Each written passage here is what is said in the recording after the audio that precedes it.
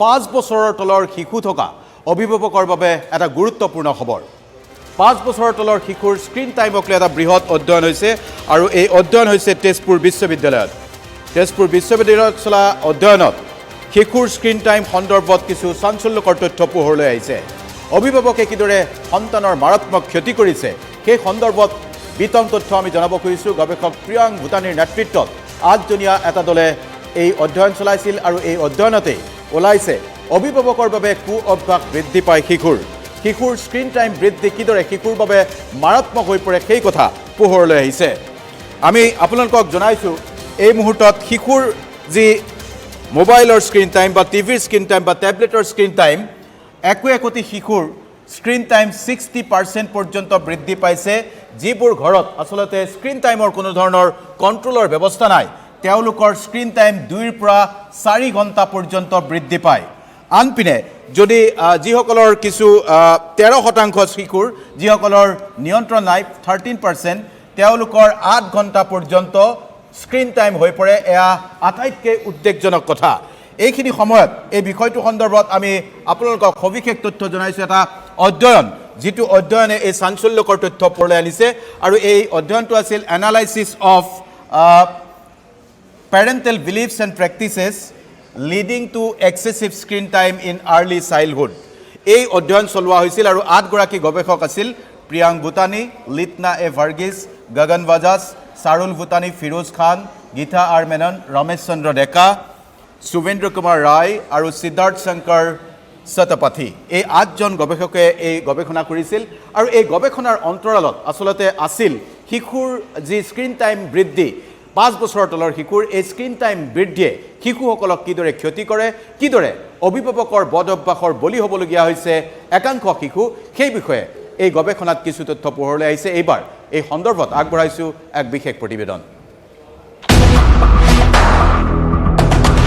5 বছৰৰ তলৰ শিশু থকা পিতৃ-মাতৃ সাৱধান হওক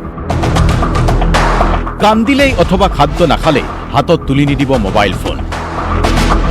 একেদৰে শিশুৰ বাবে টিভি মোবাইলৰ ব্যৱহাৰ সমানেই বিপজ্জনক শিশুৰ স্ক্ৰীন টাইমক লৈ চলা গৱেষণাত চাঞ্চল্যকৰ তথ্য প্ৰকাশ পাইছে ICMRৰ সহযোগত তেজপুৰ বিশ্ববিদ্যালয়ত চলা এক বৃহৎ অধ্যয়নত কেতবোৰ লোমহৰ্ষক তথ্য পোহৰলৈ আহিছে আৰু এতিয়াৰে পৰা যাৰ বাবে 5 বছৰৰ তলৰ শিশু থকা অভিভাৱকসকল সজাগ হোৱাৰ সময় আহি পৰিছে এই অধ্যয়ন মতে 60% শিশুৰ দৈনিক স্ক্ৰীন টাইম 2ৰ পৰা 4 ঘণ্টা পৰ্যন্ত 13% শিশুৰ স্ক্ৰীন টাইম 8 ঘণ্টাতকৈও বেছি যেটো অতিকে বিপজ্জনক ৰূপে চিহ্নিত হৈছে এই বিয়াগম অধ্যয়নটোত গৱেষণা ভিত্তিক অধ্যয়নটোৰ মূল লেখক গৱেষক প্ৰিয়াংক ভূটানীৰ মতে অধ্যয়নটোত পোহৰলৈ আহিছে শিহৰণকাৰী কেইবাটাও তথ্য শিশুৰ স্ক্ৰীন টাইম বৃদ্ধিয়ে ভয়ংকৰ ক্ষতি কৰিব পাৰে শিশুৰ এই ক্ষতিৰ ভিতৰত আছে শাৰীৰিক মানসিক বিকাশৰ ক্ষতি কিন্তু প্ৰশ্নটো হ'ল কেনেকৈ শিশুৰ স্ক্ৰীন টাইম বৃদ্ধি পায় স্ক্ৰীন টাইমৰ ক্ষেত্ৰত নিয়ন্ত্ৰণ নথকা ঘৰত শিশুৰ স্ক্ৰীন টাইম 4ৰ পৰা 6 ঘণ্টালৈ বৃদ্ধিৰ আশংকা 3 গুণ পৰ্যন্ত বেছি একেদৰে স্ক্ৰীন টাইমৰ সীমা নথকা ঘৰত 8 ঘণ্টাতকৈ বেছি স্ক্ৰীন টাইম হোৱাৰ সম্ভাৱনা 2 গুণতকৈ বেছি অৰ্থাৎ যিবোৰ ঘৰত শিশুৰ স্ক্ৰীন টাইমৰ ক্ষেত্ৰত অভিভাৱকৰ কোনো নিয়ন্ত্ৰণ নাথাকে তেনে ঘৰসমূহত 2ৰ পৰা 3 গুণ পৰ্যন্ত স্ক্ৰীন টাইম বৃদ্ধি পায় শিশুৰ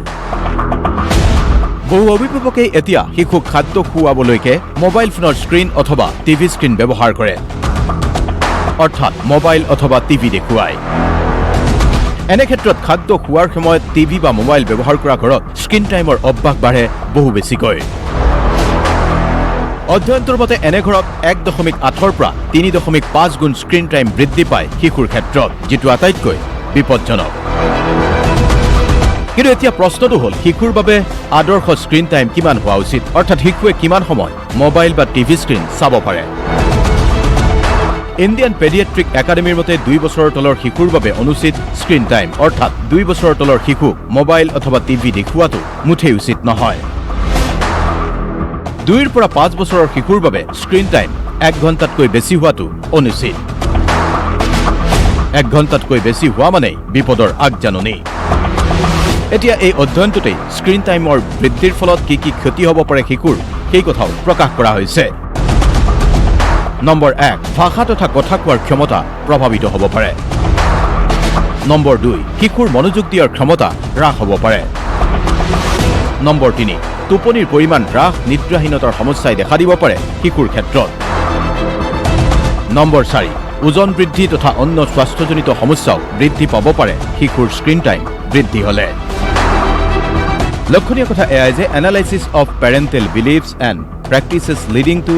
এক্সেছিভ screen time in early childhood শীৰ্ষক গৱেষণাটোৰ সৈতে জড়িত হৈ আছে প্ৰিয়ংক ভূটানীৰ সৈতে অন্য 7 গৰাকী গৱেষক। Report DY365।